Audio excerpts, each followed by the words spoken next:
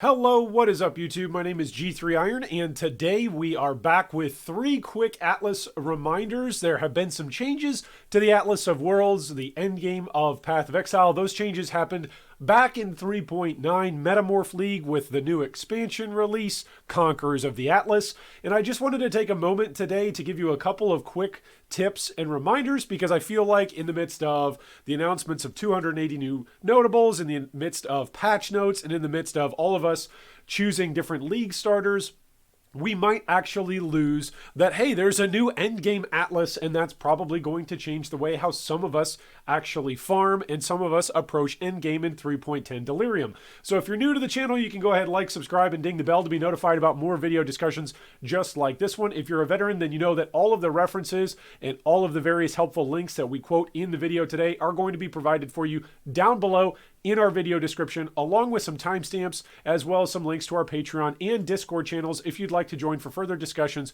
or further support the channel. Tip number 1, the Sirus fight first is available to you after you get to 20 Watchstones. A lot of players last league never interacted with Sirus, whether that was Sirus in his original state with a whole bunch of storms that you had to manage, or whether that was Sirus in his altered state, which is where he's at presently now, where storms are in fixed locations. It didn't matter. A whole bunch of players in our community, in the Good Guy Gaming community, as well as throughout the entire expanded POE community, never even saw Sirus, and a lot of players were very confused about when Sirus would become available. So let me sum this up very, very succinctly. Sirus is available as his first fight after 20 Watchstones, and then after that, every 4 conquerors that you get, he will become available for you to fight again. Plan your Atlas strategy accordingly about how it is that you'd like to fight Sirus. If you'd like to fight him very frequently, that's an option. If you'd like to avoid him entirely, well, you can always go out of your way to get a carry. But more on that in just a moment. Well, tip number 2 today is to have a plan for each region. The Atlas is divided up into several different regions, and maps now drop in correspondence to their region rather than towards the old system prior to 3.9. You might have to answer some questions like, do you want to fully complete your Atlas, boosting all regions and thereby boosting all maps?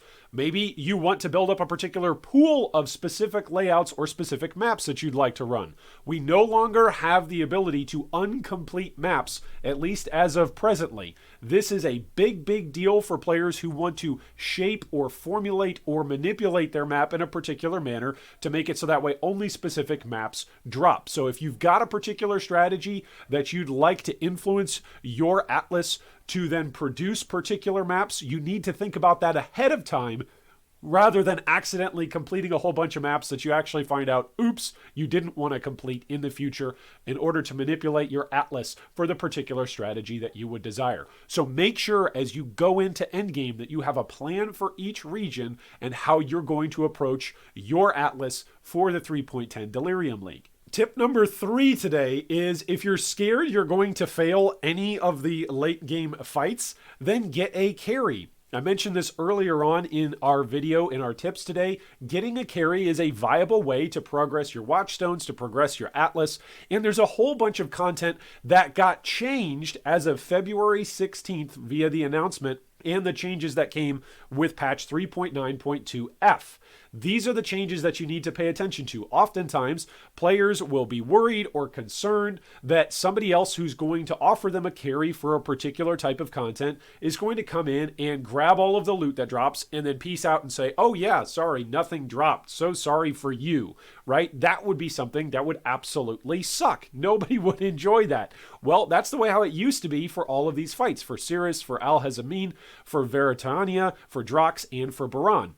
With the introduction of the 3.9.2 F patch notes, which a lot of people didn't probably see because they weren't still playing the league at that point, the following items now allocate to the map maker when they drop. So when you go in to fight any of these various bosses, even if you can't be the one to actually kill the boss, if you need a carry to take down the boss, you will still reap the rewards of what they drop, including Timeless Jewels, Ivory Watchstones, Awaken Gems, Awakener Orbs, Conqueror's Exalted Orbs, and uniques from Legion, Blight, Metamorph, and Conquerors of the Atlas bosses. You don't have to worry that you're going to drop a Savior or an Awakened Multi-Strike from Sirus, and then your carry's going to walk away with your dozens of Exalts worth of items. You're going to get those items, so go ahead and go out and get yourself a carry if you are scared to fail on any of these progression nodes. A lot of players just feel like they run into a wall in that their build can't take on certain content.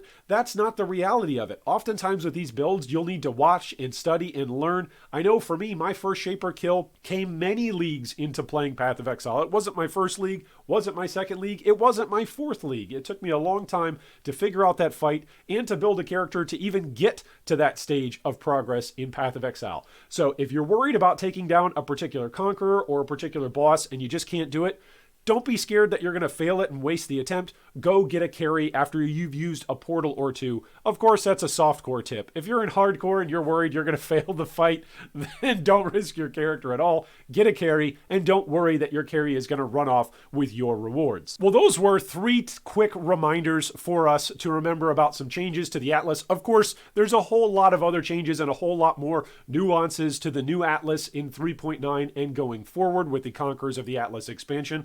But I'd love to hear from all of you down below in the comments and love to interact with your own strategies for the 3.10 Delirium League. First off, how will you prioritize pushing Watchstones and farming Conquerors? Is it going to be something that you're going to prioritize early on? Are you going to play a Bosser, for instance, specifically for the purpose of pushing Conquerors and getting to Sirus as quickly as possible? Or will you play something that can maybe clear maps a bit faster and you will look for a carry to go out and take down your Conquerors and your Sirus fights for you? Secondly, do you have a specific plan to target farm maps? Are there particular layouts that you're looking forward to? I know I've got my list of maps that I'm going to be farming 100 copies of and testing those out. Or maybe you're going to complete your Atlas entirely. Is that what you're going to be aiming to do in the 3.10 Delirium League? Drop us a comment down below, let us know. And lastly, how will the changes to loot allocation impact your interaction with content? Are you going to be more open to actually finding and seeking out a carry? I know for us in Guild, we've got a lot of different players who offer carry services. And so for us, I'm sure there's a lot of players who are going to look forward to taking advantage of that and not have to worry about getting scammed from the loot that drops of their bosses. But let us know down below while you'll be approaching the 3.10 Delirium Atlas. And of course, I hope that 3.10 is the league that A Mirror of Calandra drops for you. Thanks for watching that video. If you'd like more information on any of our discussion points today, you can see them down below in the video description. If you'd also like to join our Discord or support our Patreon, you can do so with the links down below. Thanks again, and big shout out to all of our Patreon supporters.